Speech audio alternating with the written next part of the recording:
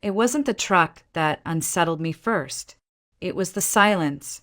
Denton's fog always rolled thick in early spring, curling around porches like ghosts reluctant to leave. But that morning, the stillness around our little house felt heavier, like something was waiting to be uncovered. I had just zipped up my old backpack, ready to catch the bus to Greenville, when I looked one last time at the garden I'd built with my own hands. Every daffodil was standing proud, as if reluctant to let me go. "Natalie, your breakfast's getting cold," my mother called from the kitchen. Her voice was strong, but I could hear the tremble in it, the one she always tried to hide when goodbyes crept close. Helen Carter was the kind of woman who worked too hard and loved even harder. Her hands were cracked from years of tilling the earth, repairing old library shelves, and raising me alone since the day I was born. That morning, she was flipping pancakes with military precision, but her eyes never left the window. "You need to eat, sweetheart. It's a long ride." I sat on the edge of the chair, stomach twisted with nerves. "I'm not really hungry." She didn't scold me, just slid the plate in front of me and said, "Then pretend." I took the fork and forced myself to chew. Each bite felt like swallowing gravel. The kitchen clock ticked louder than usual, marking the last quiet moments before everything changed. I glanced at her again. "You still think I shouldn't go?" She shook her head slowly. "I think the city won't go easy on you. But you're right. Knowledge is something no one can take." Her smile wobbled. "Still, you'll be all alone there, Natalie." I reached across the table and squeezed her hand. "So were you. And you raised me just fine." Her grip tightened, then let go. 2 hours later, I stood at the Denton bus depot, a peeling brick building that smelled like old diesel and goodbye hugs. The bus wheezed as it pulled up, its windows streaked with last night's rain. Mom repeated her checklist: money in your shoe, don't talk to strangers, text me the second you arrive. I nodded, pretending to memorize it like it wasn't tattooed on my bones. When we hugged, she held on longer than usual. "Everything will be fine," I whispered, though I wasn't sure who I was trying to convince, her or me. The ride to Greenville felt like time stretched itself thin and translucent. I kept my forehead against the cool glass, watching the green fields blur into gray pavement and tall buildings. For 4 years, I had worked 2 jobs, sorting mail at the post office and helping neighbors weed their gardens, to save up for culinary school. I wanted to cook, not just feed people, but make them feel something: warm, cared for, safe. Mom sold our last goat to help cover my tuition. That kind of love sat heavy in my chest. My dorm room was small and smelled faintly of bleach. I shared it with 2 girls, Amber from Charleston and Jessie from a nearby town, who were nice enough but cautious. Like everyone else, we were just trying to survive the first week. Classes were intense. Chef Hammond didn't believe in easy praise or second chances, but I'd waited years for this. I soaked up every minute. I emailed Mom every night, omitting the homesickness and emphasizing the fun. Her replies were always short, filled with weather updates and proud little affirmations that made me tear up in the dark. Then, one Friday, everything cracked. I came back to the room after class to find the bottom drawer of my bed open. My gut clenched. I dropped my bag, reached under the mattress where I'd taped a thick envelope, every dollar I had for the semester, and it was gone. The room spun. My ears buzzed. I yanked every drawer, flipped my pillow, even tore through my backpack in blind panic. Gone. All of it. I staggered into the hallway, barely breathing. At the RA's desk, Mrs. Carlton, a sour woman with a clipboard permanently attached to her arm, just frowned and said she hadn't seen anything suspicious. On the way back, I bumped into a tall guy in a dark hoodie. I muttered sorry and tried to pass, but he stopped me. "Did someone steal your money?" I froze. "How do you know that?" He shrugged. "I saw one of your roommates digging through your bed when you were in class. The one with the pink hoodie." "Jessie." I backed away, heart thudding. "Why are you telling me this?" He looked at me evenly. Because it happened to me once. I know what it feels like. Let me help. You can cook dinner for me later as payment. I blinked. The guy was probably a year older, with rough hands and quiet confidence. Ryan Dalton, he added, from upstairs. I hesitated. I'd never trusted strangers easily, but I had no one else. Deal, I said quietly and shook his hand. It was warm, calloused, steady. And for the first time since I'd stepped off the bus, I didn't feel so alone. The plan worked. That same night, Ryan and I waited outside the dorm entrance until Jesse stumbled in from the club, mascara smudged, heels in hand. Ryan stepped forward. We know, he said simply. Jesse's face turned ghost white. No screaming. No theatrics. She just reached into her tote, pulled out the envelope, and handed it to me without a word. I didn't ask for an explanation. I didn't want one. The next morning, she moved out. True to my word, I cooked dinner for Ryan that Sunday. The communal kitchen wasn't much, 2 working burners and a sink that dripped nonstop. But I made rosemary chicken with mashed sweet potatoes and fresh herbs I'd smuggled in from home. Ryan peeled carrots beside me, pretending to know what he was doing. So, where are you from? He asked. Denton.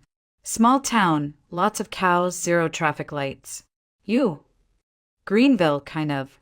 Born just outside it. My mom teaches English at a public school. We talked for hours. About food, about broken families, about childhood Christmases that ended in power outages and laughter. There was an ease to him, like he didn't need to prove anything. When he walked me back to my room, I half hoped he'd reach for my hand. He didn't, but I caught myself wishing he had.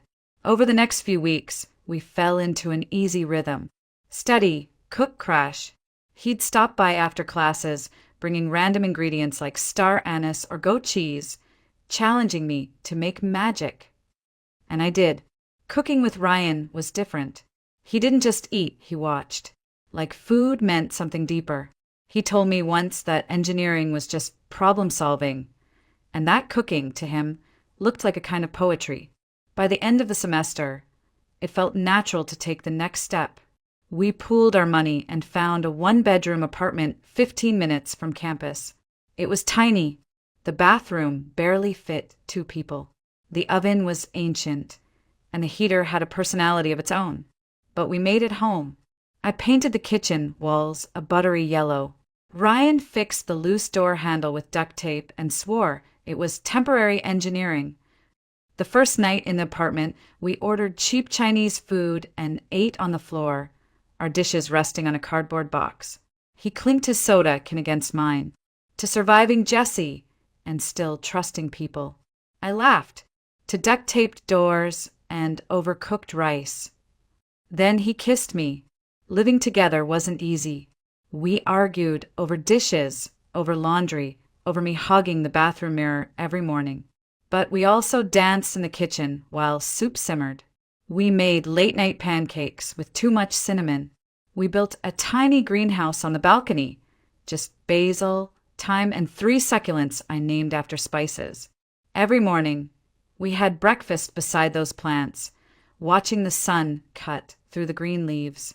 One chilly afternoon, I found Ryan thumbing through an old photo album. My mom sent it, he said. Said it was time I saw my roots. He flipped to a picture of a young woman in a stiff skirt and pearls. That's her, Sandra Dalton. She looks kind of scary here, but she's cool. Strict. Logical. Very. Caroline Ingalls energy. He turned the page. That's my dad. Well, the man I grew up thinking was my dad. Charles Dalton. He left when I was 5. I barely remember him. Just a uniform and long silences. He paused. Sandra never really talked about him much. I guess I just filled in the blanks myself. I froze. Wait, Charles. My breath caught in my throat. My mom said my dad's name was Charles too. Charles Carter. But I never met him. Ryan didn't react right away. He just looked at me. That's probably a coincidence. Charles is a pretty common name, that. I nodded slowly. Maybe it was. But something inside me tugged at the edges of that page, a whisper I didn't want to hear yet. We didn't talk about it again. Instead, we talked about the future. Ryan wanted to open his own contracting company one day. I dreamed of running a farm-to-table cafe with my mom's blackberry pie on the menu. He started calling me Chef Nat whenever I nailed a recipe. I started calling him Fix It Ryan after he unclogged our sink with a hanger and 3 curse words. Life wasn't perfect, but it felt real, honest, earned. And then one evening, as we sipped coffee by the window, Ryan reached for my hand. You know, I could see us living in a real house someday, with a porch swing, maybe even a garden. I smiled, squeezing his fingers. With cows. Only if they cook, he deadpanned. That night, I wrote to Mom and told her about Ryan. Really told her. I even attached a photo of us, sitting barefoot on the apartment floor, spaghetti sauce on my cheek and a grin on his face. I said I wanted her to meet him. Soon. I didn't know that when she saw that photo, something inside her would shift, something tied to a past she had buried so deep it still hurt to look at. It was supposed to be a weekend of introductions, of sunshine and pie and awkward jokes between future in-laws. Ryan and I had been together for almost a year by then, and though we hadn't officially said the words engagement, the thought lingered on our lips like honey we were too shy to taste. I told Mom we were coming down to Denton. I wanted her to meet him. She sounded nervous on the phone, asked for his full name twice. I figured she was just being Mom. Protective. Practical. The morning we left, Ryan packed the car like he was preparing for a survival trip. Snacks, jumper cables, even a blanket rolled tight in the trunk. Small towns get cold at night, he said with a grin. I kissed his cheek. She's going to love you. He grinned wider. How could she not? I fixed your sink. The drive was long and quiet. Snow clung to the edges of the fields, like lace on a hem. I pointed out landmarks from my childhood, the rusted silo where I scraped my knee chasing fireflies, the pond I once fell into after daring a boy to race across it. Ryan held my hand the whole way. You were a menace, he said. Still am, I whispered, and he laughed. But the moment we turned down our dirt road, something shifted. I sat up straighter, my stomach curling tight. That's weird, I said, pointing ahead. That truck looks just like yours. Parked in front of the gate was a dark blue Ford, identical to Ryan's. Same dent above the left taillight. Same faded bumper sticker that read, measure twice, cut once. That is my truck, Ryan said slowly. My heart thudded. Then whose is that? We pulled in behind it, and before Ryan could get out, the front door opened. A woman stepped onto the porch. Tall, blonde, clean-cut coat buttoned all the way up. Ryan's voice caught. Mom. I turned to him. What is your mom doing at my house? He didn't answer, just followed me up the porch steps. I was halfway through the door when I heard it, my mother's voice, broken and raw, saying something that made my entire body go still. They can't know, Sandra. Not like this. Please, we need to tell them together. My breath froze. I stepped inside. The kitchen smelled like cinnamon and anxiety. My mother stood at the stove, her eyes red and glassy. Sandra, Ryan's mother, was seated at the table, her hands wrapped around a cup of tea that she hadn't touched. Both women looked up at once. Neither smiled. Sit down, both of you, Mom said quietly. We need to talk. We sat side by side, hands still linked. Ryan's knee bounced beneath the table. I had never seen him nervous before. It scared me. I'm going to start, my mother said, her voice tight. Natalie, you've asked about your father for years. I always said he was a soldier, that he left before you were born. That was only part of the truth. I gripped Ryan's hand tighter. His name was Charles Dalton, she said. He served in the same unit stationed near Denton in the early 90s. He and we were involved. I didn't know he was married. Not at first. I looked at Sandra. Her lips were white. By the time I found out, Mom continued, I was already pregnant. I didn't tell him. I didn't want to wreck his family. I raised you on my own. I never asked him for anything. The room spun. Dalton, I whispered. He was your husband. I turned to Sandra. She nodded. Yes, he was my husband. Her voice cracked. And for years, I told Ryan he was his father. Even I believed it, until I saw you two together and panicked. I thought I had to stop something that wasn't meant to be. I yanked my hand back from Ryan like I'd been burned. No, that can't be. I stood up. My legs trembled. That's not possible. This is a mistake. A cruel, horrible mistake. Ryan's chair screeched as he rose. You're wrong, he told them. You have to be. There's no way. Mom pulled a photo from the drawer. A young soldier stood between two women, one in a pale blue dress, the other my mother. I couldn't breathe. I stumbled outside, snow crunching under my boots, air slicing down my throat like glass. Behind me, I heard Ryan's footsteps. He didn't say anything at first, just stood there, hands shoved in his pockets, breath rising in white clouds. I can't believe this, he said finally.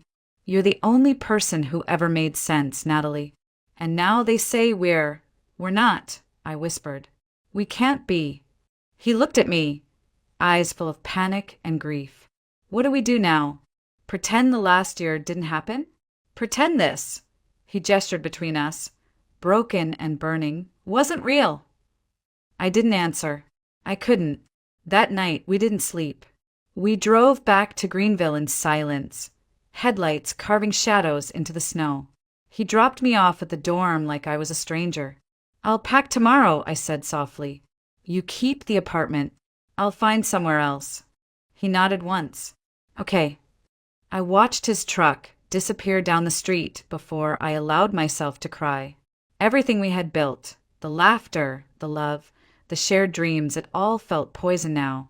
Like a fire that had burned too hot, too bright, and now left nothing but ash.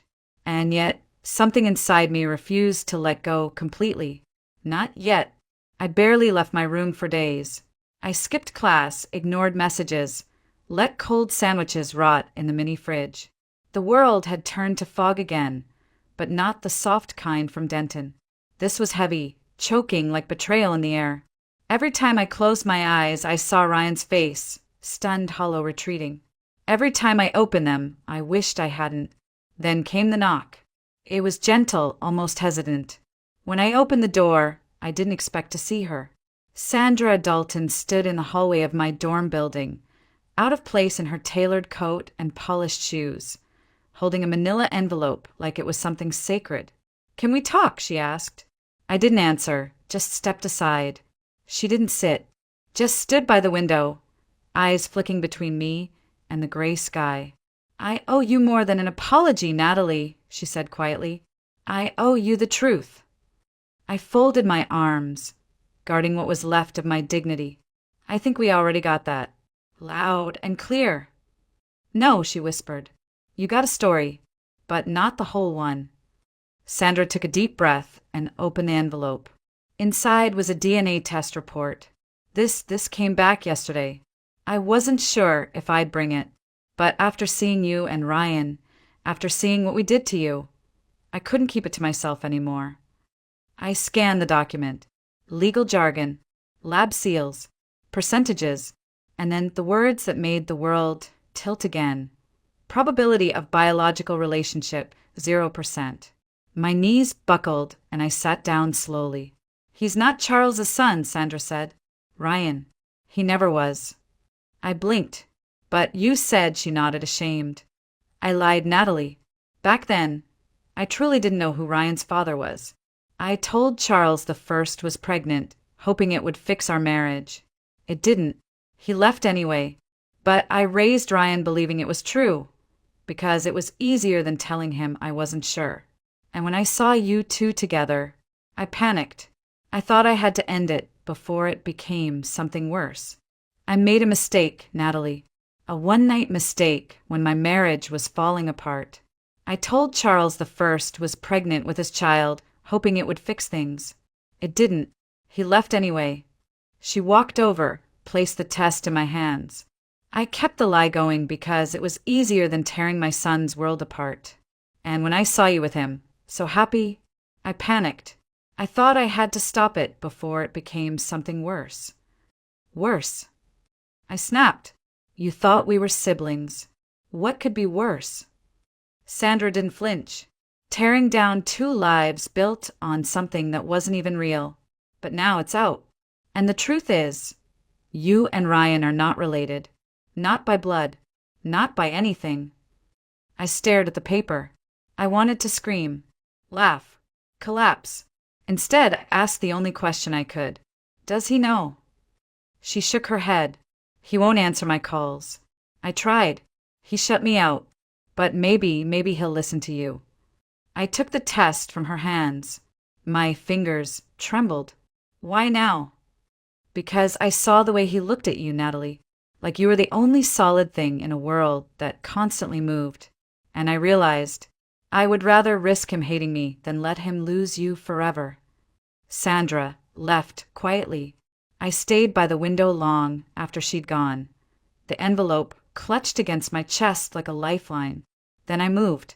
It was raining when I got to their apartment. Our apartment, the one I hadn't stepped into since that night. I knocked once, then twice. No answer. Ryan, I called softly. It's me. I need to talk to you. Silence. I tried again. Please, open the door. A beat. Then I heard footsteps. The click of a lock. The door opened just enough for me to see his face. Unshaven, pale, eyes red-rimmed. What are you doing here? He asked, voice hoarse. I held out the envelope. I came to give you the truth. He didn't move. Another one. This one's different. This one sets us free. He took it. Read it. And for a moment I thought he might laugh. Or break something. Instead, he sank onto the couch like the wind had left his body. I don't know what to believe anymore, he said. My whole life I thought I was Charles Dalton's son. I thought I had his eyes, his temper, his failures. I sat beside him. Not too close. Just enough. You believed in the only version of the story you were given. But that's not your fault. He looked at me then, really looked. And what about us? I don't know yet, I admitted. But I know we're not siblings. And I know I never stopped caring about you. He ran a hand through his hair. I want to believe it, Natalie. I want to believe this nightmare is over. But I'm scared. I reached for his hand. He let me take it. Me too. We sat in silence, the rain tapping the windows like old ghosts asking to be let in. Somewhere inside us, something fragile started to mend. It wasn't a dramatic reunion. No rushing into each other's arms. No music swelling behind us like in the movies. It was quieter than that. More fragile, like standing on the ice of a half-frozen lake, testing every step. That night, I didn't stay. I told Ryan I needed time to breathe, to think, to believe this new truth wasn't just another trick of the past. But as I left, he didn't let go of my hand until the very last second. That meant something. Over the next few days, we texted. Nothing poetic, just check-ins, small updates, photos of meals neither of us had the appetite to finish. On the 4th day, I sent him a picture of the first cupcake I'd made since everything fell apart. He replied, not bad. Still missing your frosting. It was the first time I smiled and meant it. A week later, I knocked on the door of the apartment that used to be ours. He opened it immediately. No questions, no hesitation. I made pasta, he said. It's probably terrible, but I figured maybe you'd want to come home. That word. Home. I walked in. The apartment hadn't changed much, but there were new plants on the windowsill. The same thrift store blanket on the couch. My old apron still hung behind the kitchen door. I sat at the counter while he fumbled with Parmesan and cracked jokes about forgetting how to boil water. We didn't talk about what had happened. Not yet, but as we sat across from each other, the distance that had felt miles wide began to shrink inch by inch. After dinner, I showed him the photo of my biological father. Dr. Adam Whitman, I said. He's a surgeon at Greenville Medical. He doesn't know I exist. Not really. Ryan's expression shifted, part sympathy, part curiosity. You want to meet him? I nodded. I think so, but I need to be ready. He leaned forward. Then I'll go with you. When you are. I hesitated. You don't have to. He held my gaze. I want to. The next afternoon, I sat across from a man I had never met but somehow always wondered about. Dr. Whitman was calm, composed, with a deep voice and eyes just like mine. He said he remembered my mother, Helen Carter. Said he never knew she'd had a child. When I told him my name, his eyes glistened. I would have come, he whispered. If I'd known, I would have come. I believed him. He didn't ask for anything, just offered me time, space, a bridge, if I ever wanted to cross it. When I left his office, Ryan was waiting downstairs, leaning against the wall with his arms crossed and a coffee in each hand. You okay? He asked. I nodded, and he didn't press further. Later that week, Sandra reached out to Ryan too. They met at a diner on the edge of town. She told him everything about the affair, the confusion, the lie that grew too heavy to carry. Your real father, she said, is a man named Dr. Eric Langston. Lives in Denver. Never knew about you. Ryan didn't answer her for a long time, just stirred his coffee until the spoon clicked rhythmically against the cup. So I've lived 21 years being someone I'm not? He finally asked. Sandra's eyes welled up. You've always been you, Ryan. That part was never a lie. He told me about it that evening. We sat on the floor, backs against a couch like we used to when our mattress was still propped up on milk crates. I don't know if I want to meet him, he said. I mean, I have a hard enough time trusting my reflection these days. I placed my head on his shoulder. There's no rush. Maybe you never will. Maybe that's okay. I thought I knew who I was, he whispered. Now I'm not sure I even know how to be around you. You don't have to know, I said. You just have to stay, and we'll figure it out. His hand found mine. No shaking this time, just warmth. That weekend, we invited both mothers to dinner. It was tense. Helen wore her best church dress. Sandra brought wine she never touched. They sat stiffly at the table while Ryan and I tried to steer the conversation toward safe topics. Work, weather, a new bakery that opened nearby. But eventually the silence cracked. I don't expect forgiveness, Sandra said quietly, but I want to make space for peace. My mother nodded. We both made choices. Some good, some meant to protect our kids, but ended up hurting them more. She looked at me. I thought keeping the truth from you would shield you. Instead, it just left you unprepared for the truth when it found you anyway. I understand, I said. I'm still angry, but I understand. They didn't hug. Not that night. But something softened between them. The edge dulled. After they left, Ryan turned to me. So what now?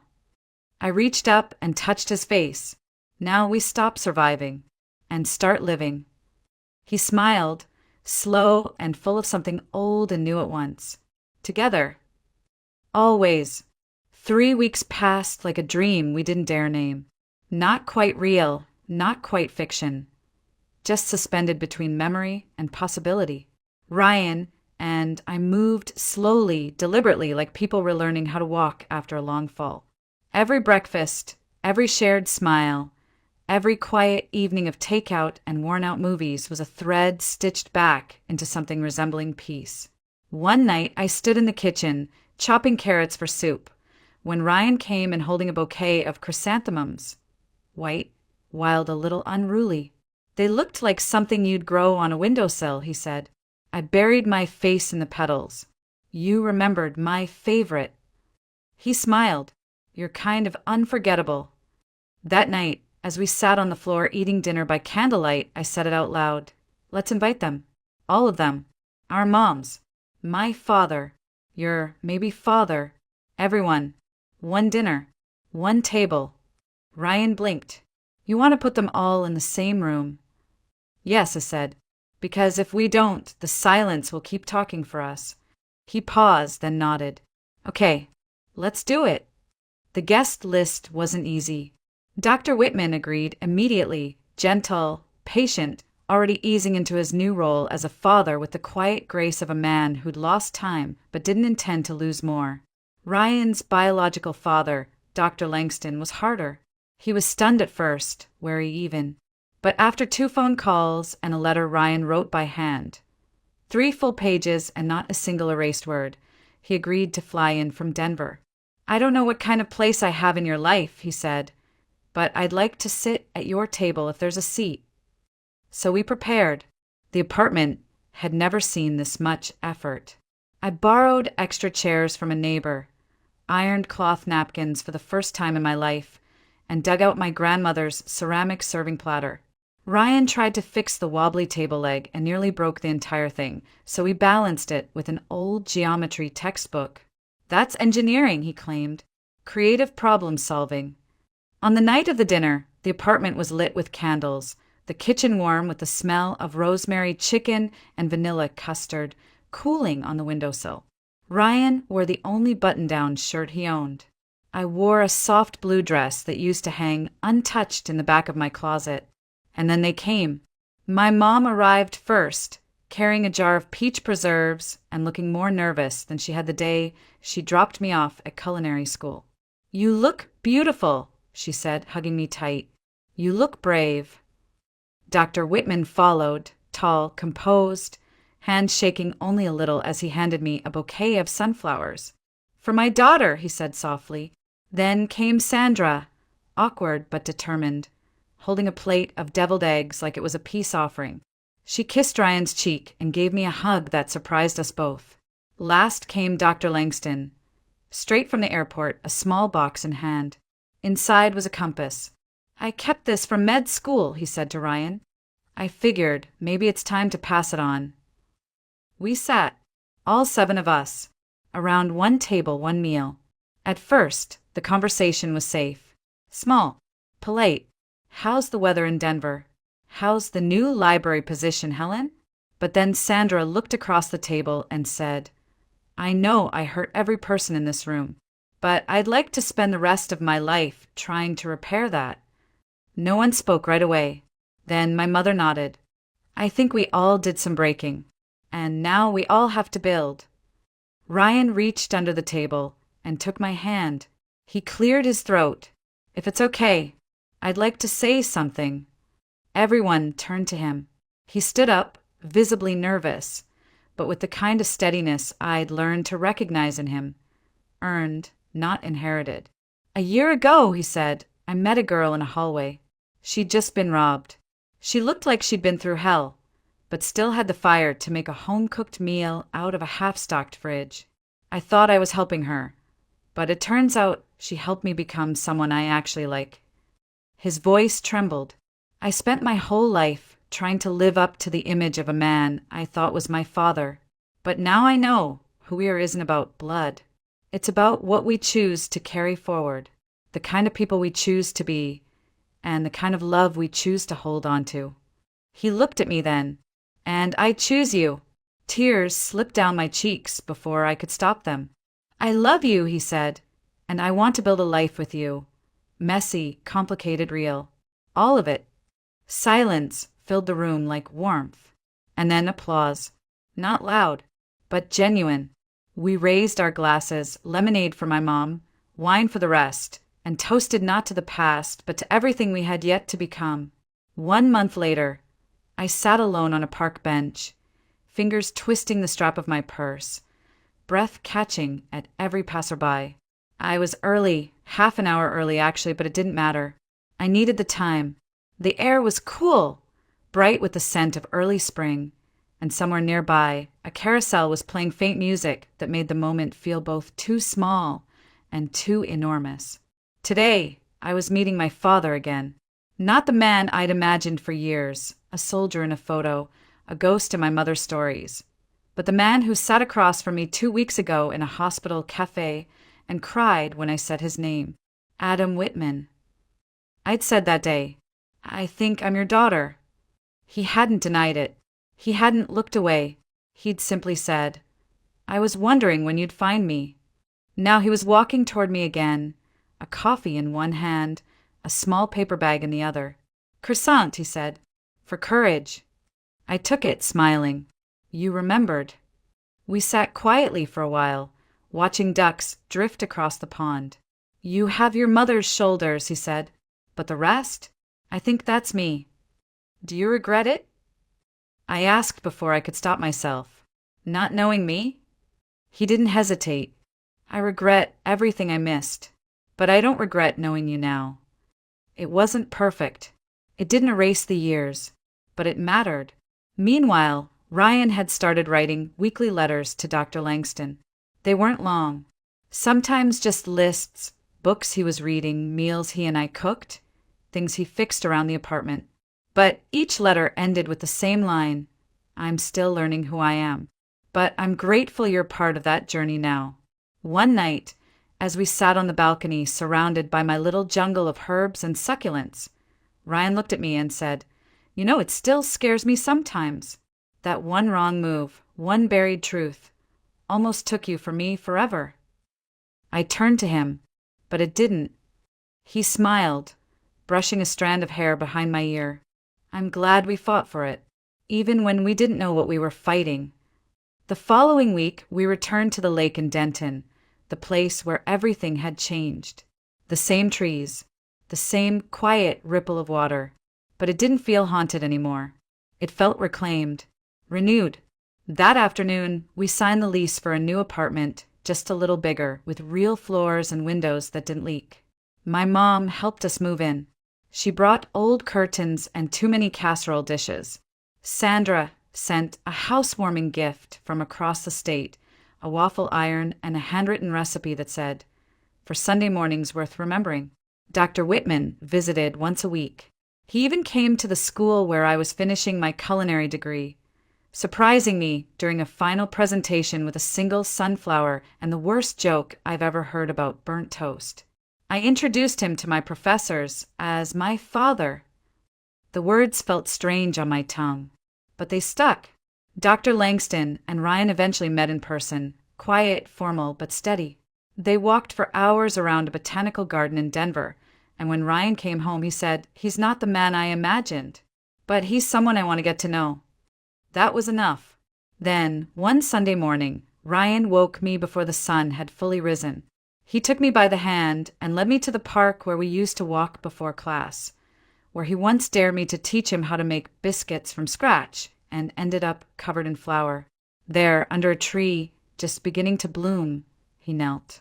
No fanfare, no crowd, just us. "Natalie Carter," he said, "I've loved you as a stranger, as a maybe, as a miracle, and as someone I thought I had to let go. But now I want to love you as my wife. No more confusion, no more silence, just us and the truth we chose." I cried, of course. The ring wasn't flashy, a simple gold band with a tiny, soft green stone. "It reminded me of sage," he said. "You make everything grow." "I do," I whispered, "when you're near." We planned the wedding for late fall, nothing big. Just family, close friends, a table full of home-cooked food and mismatched chairs under the trees. I made my own cake. Ryan built the arch from reclaimed wood. Our mothers walked us down the aisle, side by side. And when I looked into his eyes that day, I didn't see pain or doubt anymore. I saw everything we'd survived, and everything we were building. It wasn't the life I expected, but it was the one we made, together. That night, as we stood in the garden wrapped in string lights and laughter, I leaned my head on Ryan's shoulder and whispered, "We should have broken, you know, with everything." He held me tighter, but we didn't. "No," I said, "we bent. We cracked, but we didn't break." Above us, stars blinked into view like tiny promises, and inside me, for the first time in a long time, was peace. Looking back, I've realized something no one ever teaches you in school. Family isn't just about blood, and love isn't always about fairy tale endings. Sometimes it's about choosing to stay, to ask the hard questions, To listen, even when it hurts. To forgive, not because they deserve it, but because you deserve peace. We were all raised by imperfect people, but that doesn't mean we have to keep repeating their silence, their fear, their lies. We can choose to break the cycle, to speak, to heal, to build something better, even if it takes time, even if it's messy. And most importantly, we can choose love. Not the easy kind, but the kind that grows roots after the storm. That's what saved me, and maybe it will save you too. They paged me just as I was wrapping up a consultation. Dr. Graves, please report to the ER intake. Your husband's been brought in with a child. I froze. For a second, I thought I'd misheard. My husband, Daniel, with a child? I didn't move. I just stared at the nurse, waiting for her to correct herself, to tell me she meant something else. But she didn't. Her eyes stayed fixed on mine, wide with alarm. They were both unconscious when the ambulance arrived. Car accident. A bystander said the child kept calling him Dad. I don't remember leaving the room. I don't remember walking down the hallway or how I got into the elevator. But I remember the sound of my own heartbeat, like a war drum in my ears. I was a trauma surgeon. I'd seen people in pieces. I'd cut open bodies and stitched lives back together. But nothing prepared me for this, for the idea that my husband might have a child I didn't know about. That morning, everything had felt off. Daniel had kissed me on the forehead, told me he was heading to a job site early, but he wouldn't meet my eyes. His tie was crooked, and his fingers fidgeted with his car keys like a teenager caught in a lie. See you tonight, he'd said, and I'd called after him, Daniel, are you okay? He smiled, but it didn't reach his eyes. Yeah, everything's fine. Don't worry about me. But I did. I had been for weeks. Daniel had grown distant lately. Subtle things, really. His phone always face down. His cologne smelled unfamiliar. Once or twice, I thought I caught the scent of baby wipes in the car, but brushed it off as stress-induced imagination. We had no children, not for lack of trying. 8 years of IVF, hormone treatments, late nights with ice packs pressed to my lower abdomen, and early mornings watching test lines stubbornly remain blank. 8 years of grief. And Daniel had been by my side through all of it, or so I thought. Now, as I raced through the hospital corridor, my heels clicking against the linoleum, that entire version of our life flickered in and out like a dying light bulb. Maybe it had all been pretend, or maybe the truth had just found a new place to hide. When I entered the ER, I expected chaos. Instead, it was quiet, eerily so. A nurse guided me into a small consult room. Inside, the chief of surgery was waiting. His expression told me everything. Dr. Graves, he said gently, you might want to sit down. I didn't. Bad news feels more bearable when you're on your feet. There was a crash about 30 minutes ago. Your husband, Daniel Graves, was driving. He's stable, concussion, a few broken ribs, but he'll recover. I exhaled, just once, like collapsing into myself. But the chief hesitated. He wasn't alone.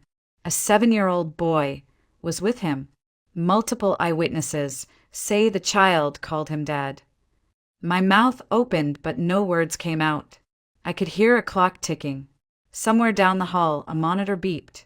Everything else just stopped. That can't be, I whispered. That's impossible. We don't have children. We can't have children. The chief gave a sympathetic nod. The boy's in pediatric ICU. Head injury, but the prognosis is good. He'll wake up soon. Daniel's asking to speak with you. Urgently. I stood there, frozen. A child. A son. A life I knew nothing about, sitting just one floor away from me. I had walked into this hospital a surgeon, a wife, a woman who thought she knew her life. But the woman who stood in that room now, she had no idea who she really was anymore. The hallway to Daniel's room felt like it stretched on forever.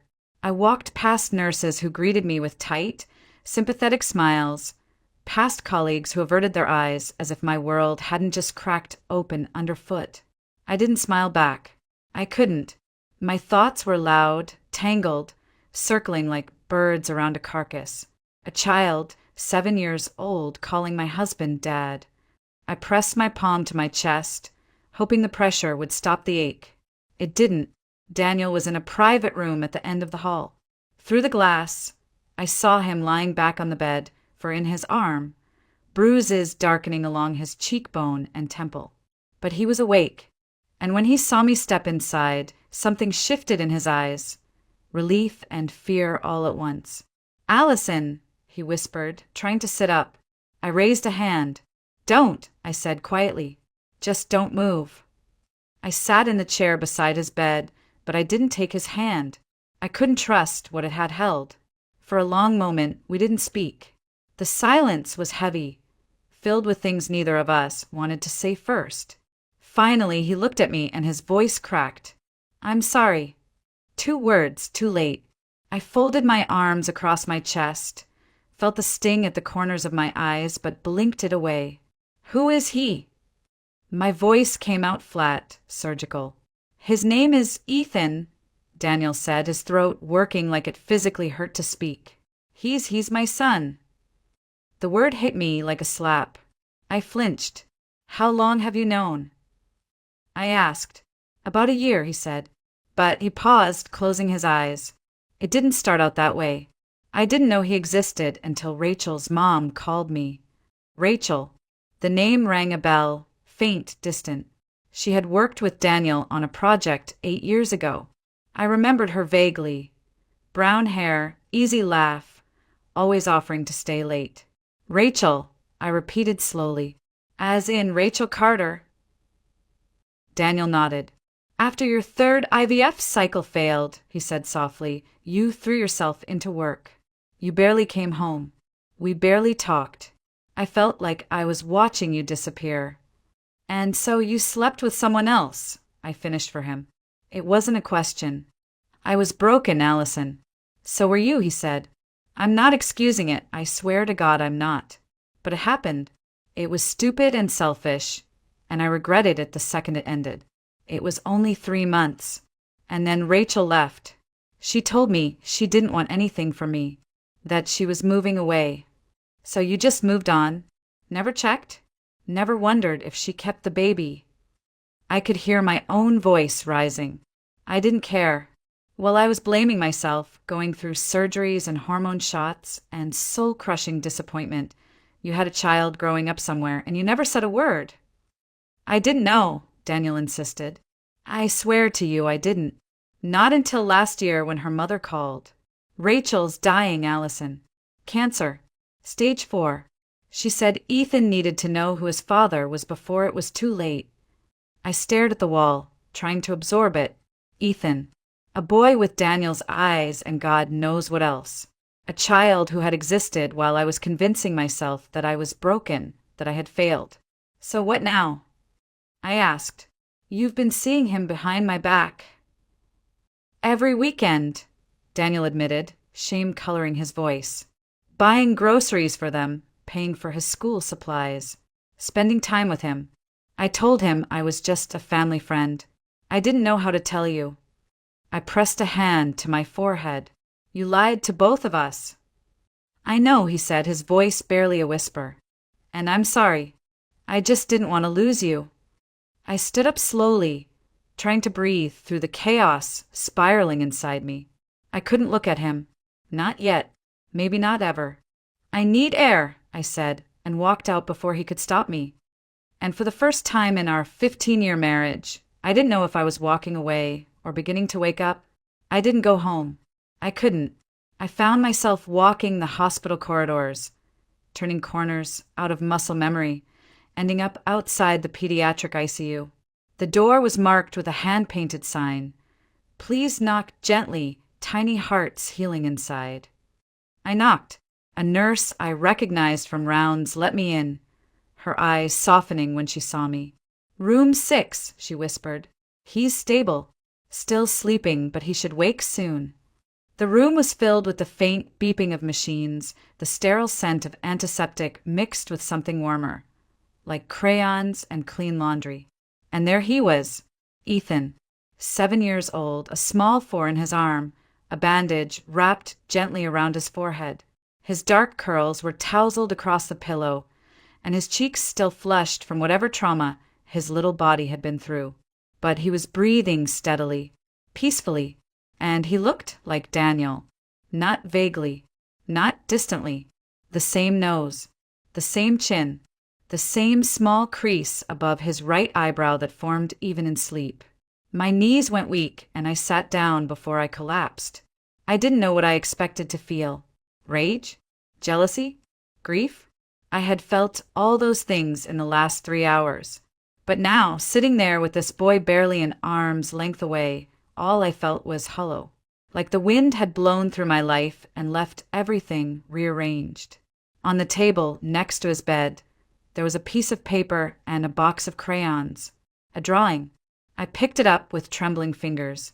It was simple, childlike, but instantly recognizable. A red-roofed house, a sun with long yellow rays, and 3 figures holding hands. A tall man, a little boy, and a woman in a white coat with long hair. Underneath, in crooked handwriting, it said, "My family. For Daddy." My breath hitched. That woman in the white coat, that was me. I sat in stunned silence until I heard a small, raspy voice. Hi, I turned. Ethan's eyes were open, large, round, and startlingly dark. He blinked up at me, uncertain but not afraid. "Are you the doctor?"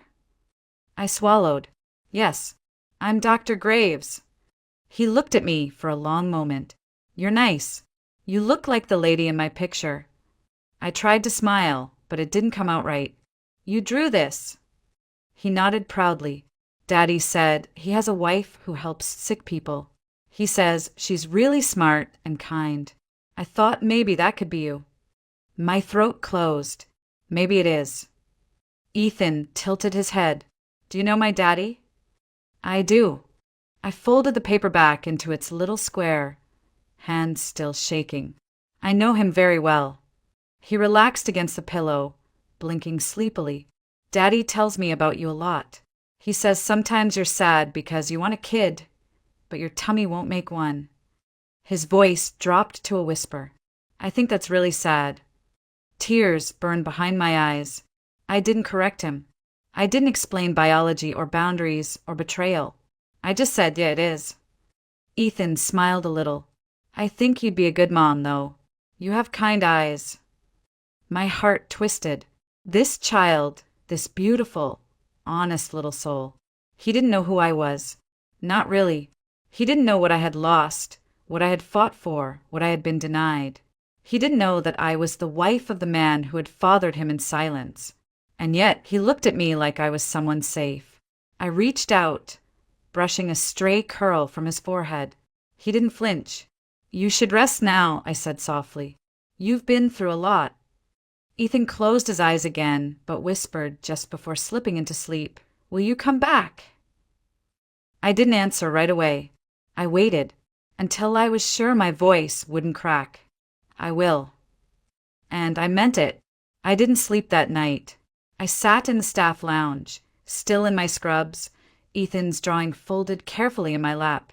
The fluorescent lights buzzed overhead, and somewhere down the hall, someone laughed, probably a nurse catching a break between shifts. But all I could hear were Ethan's words echoing in my head. "I think you'd be a good mom. You have kind eyes." What kind of world lets a child like that believe in someone like me? I stared at the crayon-drawn figures. The family I never thought I'd have, drawn by the child I never knew existed. The child of my husband and another woman. At 6:30 a.m., I finally left the hospital and drove through the foggy streets of Charleston to the only person I could talk to. Emily Price, my best friend since med school. She opened her apartment door still in pajamas, a coffee mug in hand. Her eyes widened when she saw me. "Oh God, what happened?" "I need to talk," I said, my voice hoarse. 10 minutes later, we were on her couch, her dog snoring at our feet, and I was telling her everything. The crash, the child, the drawing, the confession. Emily didn't interrupt. Not once. She just sat there, sipping her coffee, her brows furrowed deeper with each word. When I finally stopped, she set her mug down carefully. Allison, she said slowly, please tell me you're not thinking about staying with him. I rubbed my temples. I don't know. You should, she said firmly. This is betrayal. This is deceit.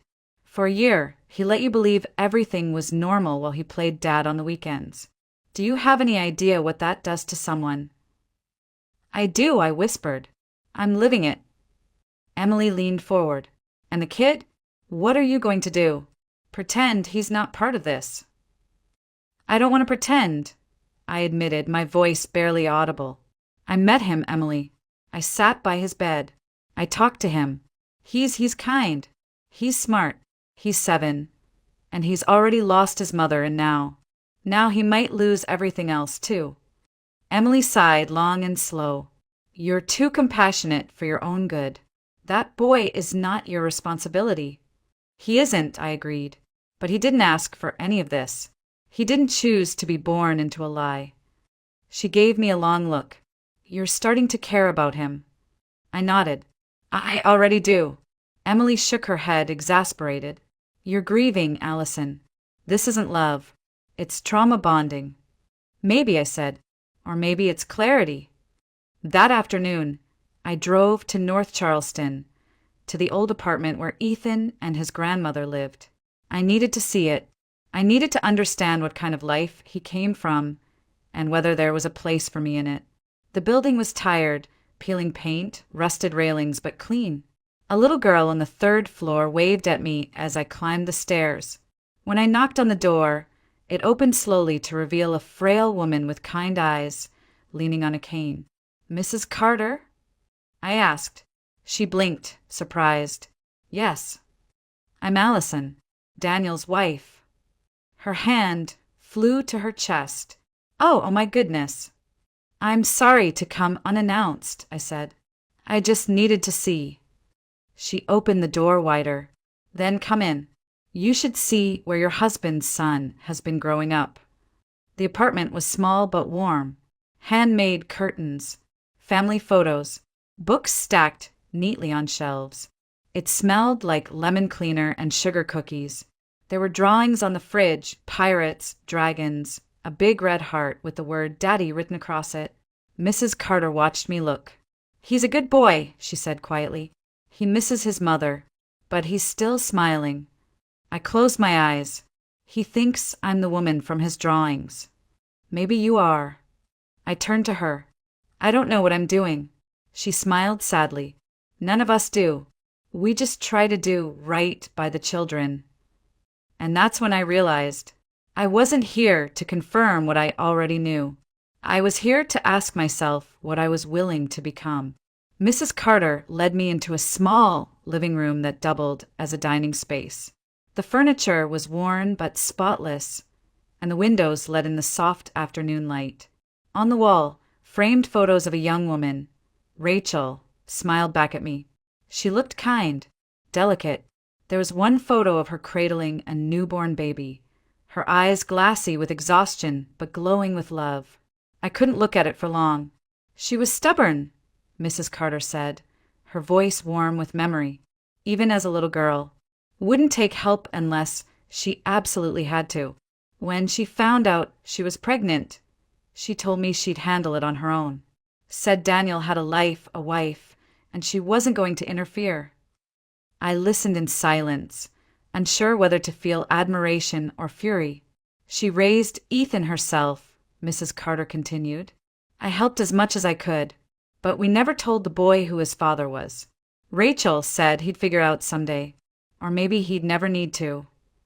Her voice broke a little, but when the cancer got bad, when we knew time was short, she changed her mind. Said Ethan deserved the truth, even if it was messy. I looked down at my hands, folded tightly in my lap. Daniel told me she asked him to step in. She did. He came the same week we called. She smiled softly. He looked shell-shocked, seeing Ethan for the first time, like he'd just stepped into a life he forgot he was part of. I nodded slowly. I could picture that. Daniel, standing awkwardly in a doorway, seeing a miniature version of himself and realizing what he had lost. or maybe what he had been too afraid to face. She made him promise to stay in Ethan's life, Mrs. Carter added. And he has. Every weekend. Grocery runs, school meetings, bedtime stories. He doesn't call him Dad yet, but her eyes glistened. He knows. Ethan's laughter suddenly rang out from the back room. Light and bright, and something in me cracked. I followed the sound and found him sitting at a tiny desk, coloring furiously. When he looked up and saw me, his face lit up. "You came." I smiled, trying to steady my voice. "Of course I did. You feeling better today?" He nodded, then turned the drawing toward me. "Look, it's us." The picture showed 4 stick figures this time. 1 tall man, 1 small boy, 1 older woman with a cane, and 1 woman in a white coat. All holding hands, all smiling. "That's Daddy and Grandma. And you and me," he said, pointing at each. "I drew our future." I crouched beside him. "You think that's how it's going to be?" "I hope so," he said shyly. "Daddy always talks about you. Says you're the bravest person he knows. He said you make people better." I swallowed hard. "That's my job." He said, "Maybe you'd make our family better too." I closed my eyes for a moment, overwhelmed by how simple it all seemed in his mind. There were no complications in Ethan's world, just drawings and stories and love, even if it came from broken places. "Ethan," I said gently, "what would it mean to you if I became your mom?"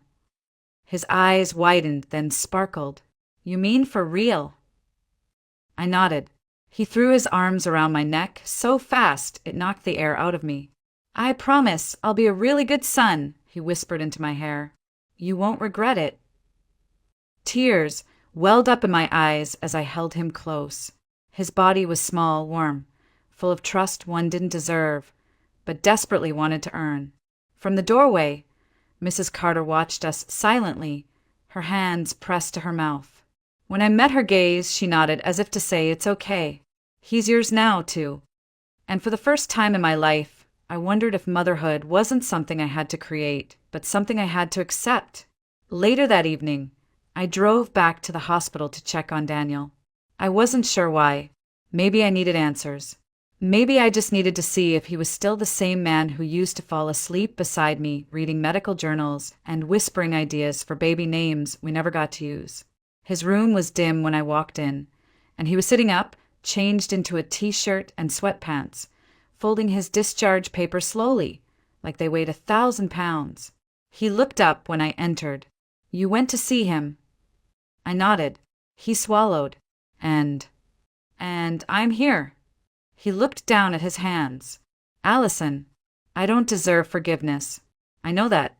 What I did, what I kept from you, was cowardly. I was afraid I'd lose you." "You already had," I said quietly, sitting down across from him. "The second you chose silence over truth." Daniel closed his eyes. "I never meant to replace what we lost." I leaned forward. "You didn't, but you built something new without telling me. That's not just betrayal, Daniel. That's a life you chose to live without me in it." He looked shattered. "So what now?" I hesitated. The silence stretched between us like a thread I wasn't sure I wanted to snap. "Ethan's a wonderful child," I said. "He's sweet and smart and so open it hurts." Daniel's face softened. "He is." "I care about him," I continued, feeling the weight of every word. "But I don't know what that means yet. I don't know what that makes me." Daniel nodded. "You don't owe him anything. Or me." "I know," I said, "but that's not why I'm here." He looked at me, puzzled. "I'm here because he asked me something today," I said, "and I didn't know how to answer." Daniel's breath caught. "What did he ask?" I met his gaze. He asked if I could be his mom. The words lingered in the air like smoke. Daniel blinked, and something inside him broke wide open. What did you say?" I said I didn't know, I admitted. I didn't want to lie. He closed his eyes again, lips trembling. "I never told him about us, about who you are.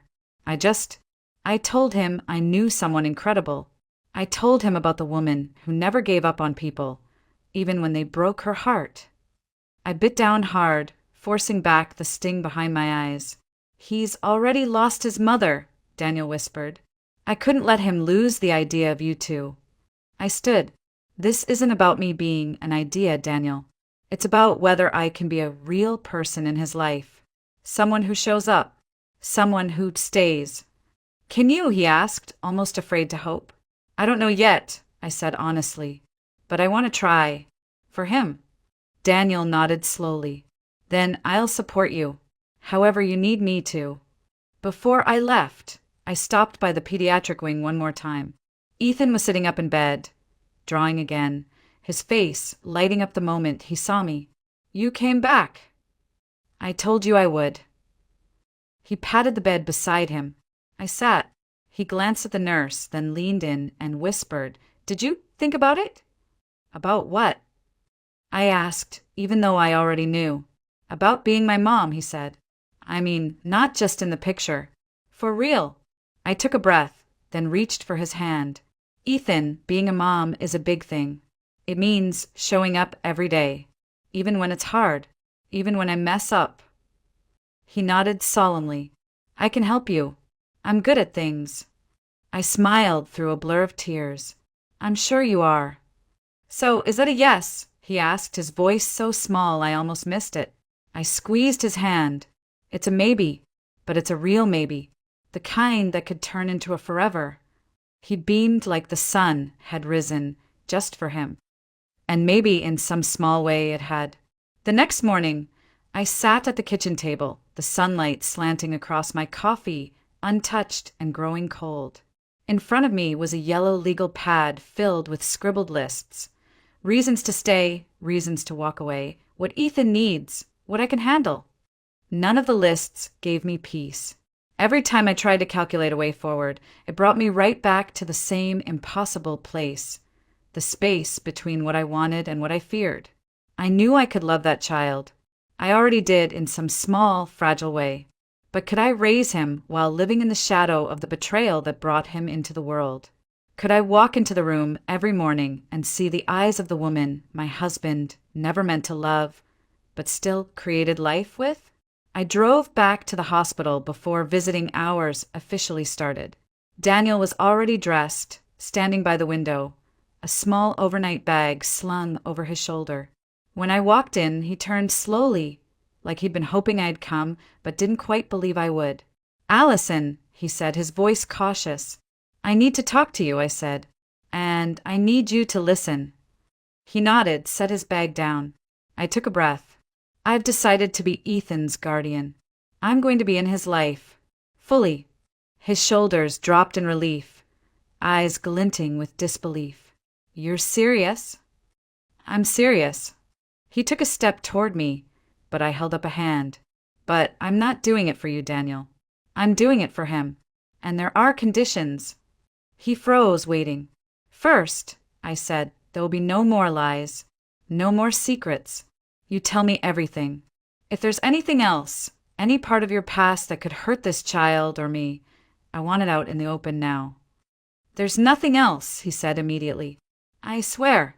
"Second," I continued, "we're not pretending we're okay. You and I have a lot to repair. This isn't a clean slate. This is a rebuild from the rubble." He nodded slowly. "I understand. I want to rebuild it. With you." "And third," I added, "we make Ethan the priority. Not our guilt, not our shame. Him." Daniel's voice cracked. "He's already everything to me." I looked down, tears stinging again. "He asked me to be his mom last night." Daniel pressed a hand to his mouth, overwhelmed. "He said he'd try hard to be a good son," I whispered, as if he needed to earn it. Daniel shook his head, voice breaking. "He doesn't. He's already perfect." I nodded.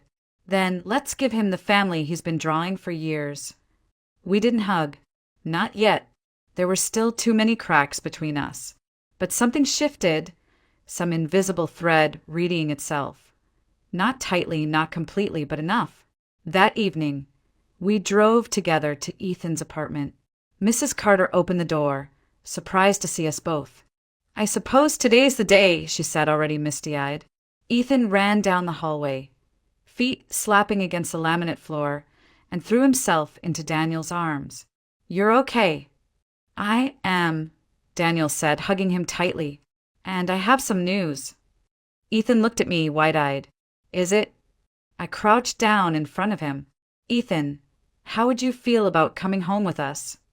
His hands flew to his mouth, and then he launched into my arms like a rocket. "Yes, yes, yes." Mrs. Carter wiped her eyes. "You've made him the happiest boy in the world." I held Ethan tight, my arms trembling. "No, he did that for me first." And just like that, what had started in silence and shame began to turn into something else entirely. Something fragile, yes, but something worth saving. 3 weeks later, the guest room in our house had become Ethan's room. It still smelled faintly of paint and new carpet, and the walls were now covered in planets, spaceships, and dozens of his drawings, some new, some carefully preserved from his grandmother's fridge. One of them showed the 4 of us again, but this time there was something different. A dog. We didn't have one. Yet, I stood in the doorway one morning, watching him hum to himself while lining up his toy dinosaurs in what looked like a careful battle formation. He wore the Star Wars pajamas I'd bought him on impulse. Too big, but he didn't care. He saw me and grinned. "Mom, look, the T-Rex is winning." I froze. It was the first time he'd said it. The word. He didn't even notice. He just kept narrating the battle, waving the toy like it had always been mine to see. I stepped into the room, slowly, kneeling beside him. "Say that again." He blinked. "What? What did you just call me?" He smiled. "Mom." It was soft, natural, like it had always been that way. I swallowed. "Do you want to call me that?" He shrugged. "Yeah, you make pancakes better than Dad, and you smell like shampoo and hugs." That night, I cried in the laundry room. Ugly cried, not because I was sad, but because I finally understood that love doesn't always arrive the way you planned. Sometimes it sneaks in through the side door wearing pajamas 2 sizes too big and holding a toy dinosaur. Daniel had been keeping his distance, like he promised. He slept in the downstairs den, worked late, and only entered my space when invited. It was strange and quiet and respectful, like co-parenting with a ghost. One night, after Ethan had gone to sleep, I found him outside on the porch, staring at the stars. I handed him a cup of tea and sat beside him. "I didn't think you'd stay," he said softly. "I didn't think I would either," I admitted. Silence settled between us, but it wasn't heavy. It was peaceful. "He calls you Mom now," Daniel said, smiling faintly.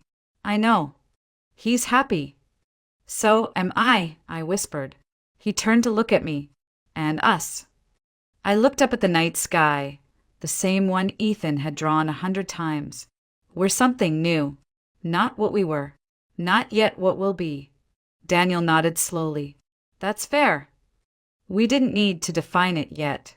What mattered was that we were both still here, showing up for the same little boy, and maybe someday for each other.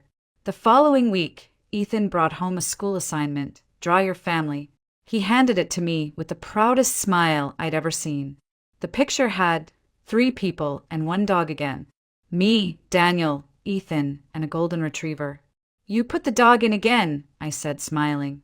He grinned. "Because I know we'll get one. I just haven't picked his name yet." "Shouldn't we wait until we actually have the dog?" I teased. "Nope," he said confidently. "Some families come from hope before they come from truth." And somehow, that 7-year-old knew exactly what my heart had taken months to understand. We weren't perfect. We were healing. We were stitched together from betrayal and forgiveness, truth and tenderness. We were a family,